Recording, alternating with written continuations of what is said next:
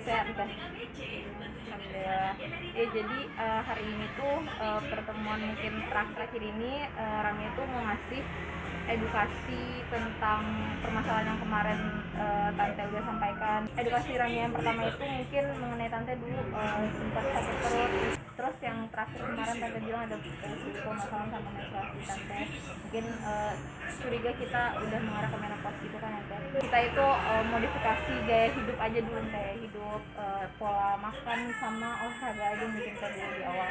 Jadi untuk yang pola makan dulu nih Teh, untuk kalau Tante mungkin sering sakit perut itu kan kemarin juga Rania sempat nyari tahu Tante suka minum kopi atau teh, enggak kan Tante bilang itu udah bagus Teh, karena itu tuh kalau untuk yang suka sakit perut itu emang bisa memicu Teh, jadi emang harusnya dihindari kafein yang kayak gitu.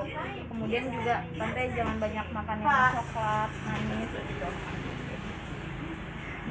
Kemudian untuk makan yang asam-asam kayak misalnya mungkin kayak jeruk, makanan bersoda, minuman bersoda itu juga dihindari Teh kalau bisa.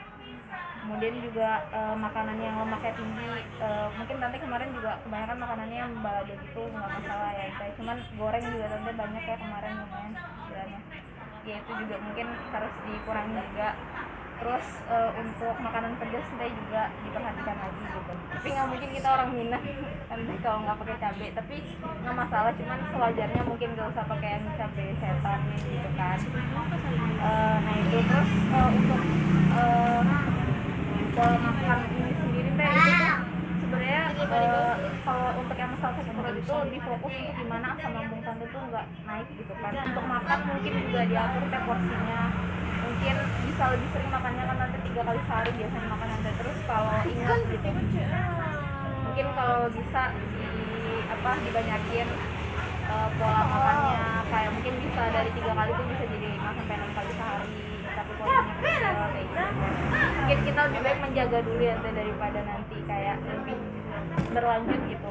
Mungkin juga posisi tidur Teh, kalau bisa dia itu emang posisinya agak mengangkat kepala gitu Teh, biar nanti asam lambungnya itu juga nggak gampang naik gitu kayak gitu Teh. Kemudian juga pola tidur juga dicukupkan gitu, karena hormon Tante itu mungkin nggak teratur kalau misalnya tidur Tante itu kurang, jadi nanti nggak seimbang, hormon itu juga bisa mempengaruhi ke yang bagian tubuh lain Teh, penting gitu kan. Jadi mungkin pola tidur dicukupkan, mungkin kalau sebisa mungkin kalau emang lagi ada kesibukan gitu. Terus juga nanti kalau bisa menghindari pakaian yang agak terlalu ketat, itu untuk yang dari sakit perut Tante itu.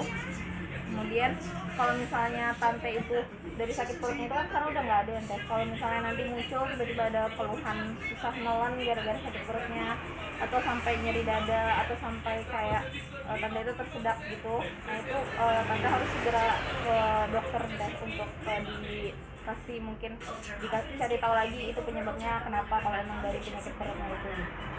Kemudian ini itu untuk yang Tante kemarin bilang gangguan siklus mens itu Teh, kita kan curiganya apa udah mengarah ke menopause Teh. Sebenarnya menopause itu sendiri kan Tante sekarang baru 40 ya. Menopause itu sebenarnya mulainya dari pertengahan 40 di 45 sampai 58 tahun Teh. Jadi yang Tante alami ini belum menopause Teh. Kalau menopause itu bisa kita bilang menopause itu di saat dia itu udah berhenti dari 12 bulan lebih, 12 kali berarti dia itu udah nggak mens. Tapi kalau Tante ini masih masa transisi, namanya transisi menopause. Jadi untuk edukasi Rami di sini mungkin terkait masalah menopause yang mau Tante hadapi ini, itu Tante mungkin banyak olahraga juga Teh, karena di sini kalau Tante itu udah menopause, hormon yang membantu kerja jantung itu juga nanti dia tuh berkurang Teh.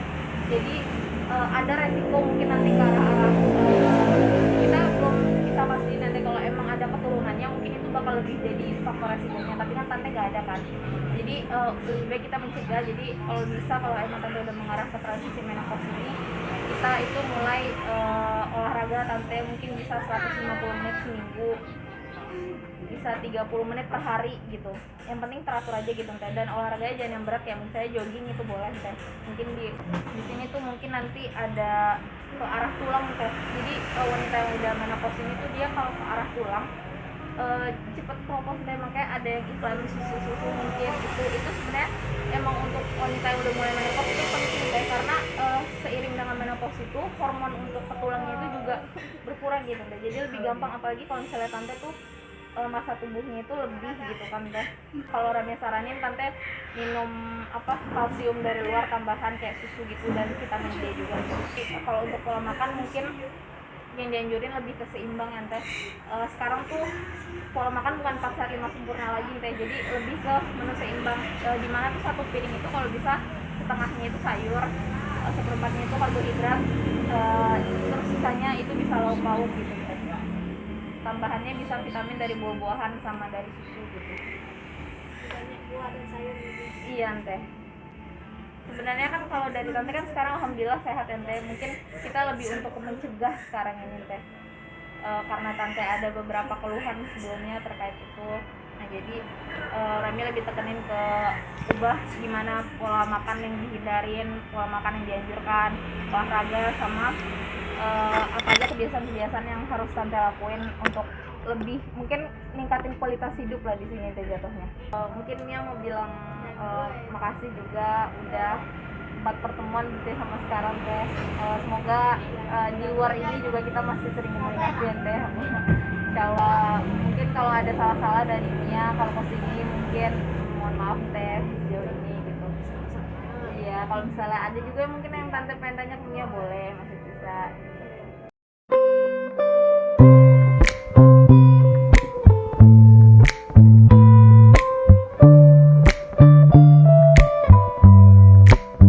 Can I call you baby?